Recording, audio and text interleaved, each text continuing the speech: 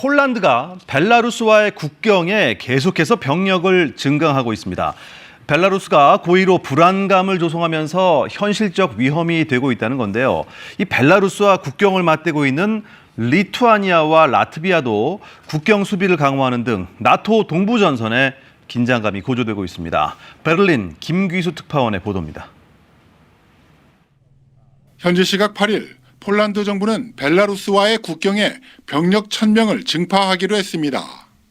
최근 큰 폭으로 늘어난 불법 월경 시도 때문입니다.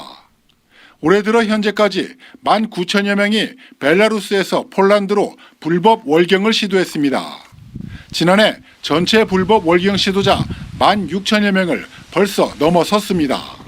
Rosja i Białoruś zresztą zwiększają napór na granicę, zwiększają liczbę swoich prowokacji i musimy mieć świadomość tego, że 폴란드뿐만 아니라 벨라루스와 국경을 맞대고 있는 나토 회원국 리투아니아와 라트비아도 같은 상황입니다.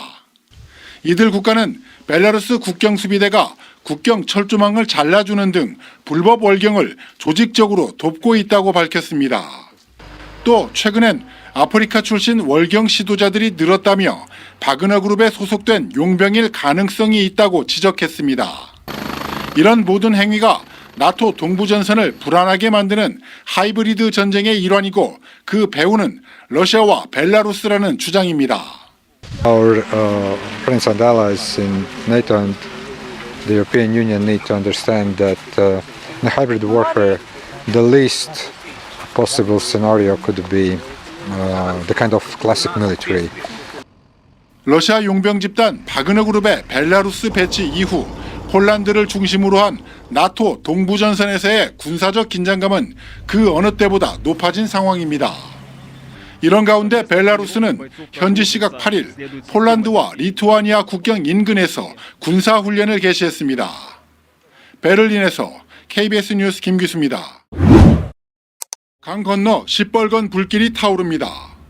우크라이나 오데사주의 다뉴브강 항구 마을이 러시아군의 드론 공격을 당했습니다. 공습 장소는 곡물 저장고입니다. 러시아군은 지난달 24일 레니 마을에 이어 또 다뉴브강 항구를 공습했습니다. 흑해를 통한 곡물 수출길을 막은 데 이어 대체 수송로까지 타격하고 있는 겁니다. 우크라이나는 러시아가 지난달 17일 흑해 곡물 협정 파기 이후 26개 항구 시설과 18만 톤의 곡물 저장 시설을 공격했다고 주장했습니다. Зараз для російської держави це битва не лише проти нашої свободи і не лише проти нашої держави. Москва веде битву за глобальну катастрофу. 우크라이나 접경국 폴란드도 군사적 긴장이 높아지고 있습니다. 폴란드 국방부는 현지 시각 2일 벨라루스 헬리콥터 2대가 영공을 침범했다며 국경 지역에 장비와 병력을 추가 배치하기로 했습니다. 앞서 폴란드는 벨라루스로 이동한 러시아 용병 집단 바그너 그룹이 폴란드 국경 앞까지 이동했다며 이미 경계 태세를 강화했습니다. 벨라루스는 모두 사실이 아니라며 이를 구실로 폴란드가 국경지대 병력 증강을 정당화하고 있다고 주장했습니다. 그러면서 바그너 그룹을 벨라루스군에 편입시키는 방안도 고려하고 있다고 밝혔습니다. Если честно, я хочу сохранить это подразделение.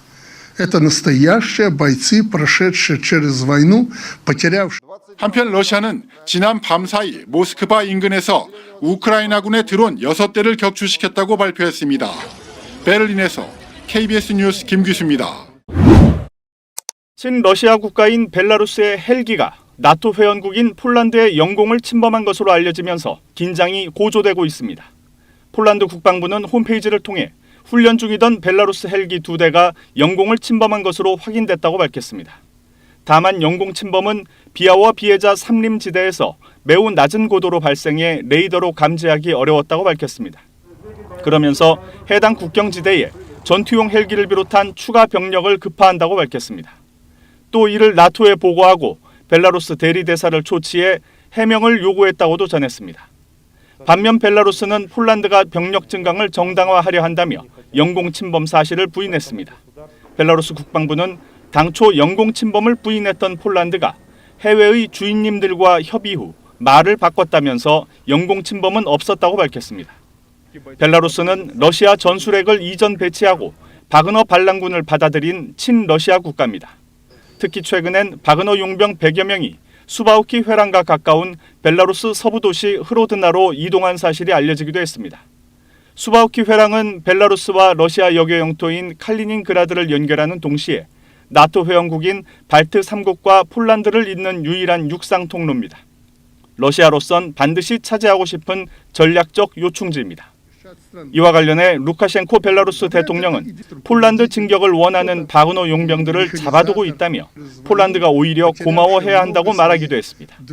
미국 CNN 방송은 수바우키 회랑 근처에 친러시아 병력이 배치되는 것은 나토를 뒤흔들 수 있는 전선의 확대를 의미한다고 보도했습니다. KBS 뉴스 이병도입니다.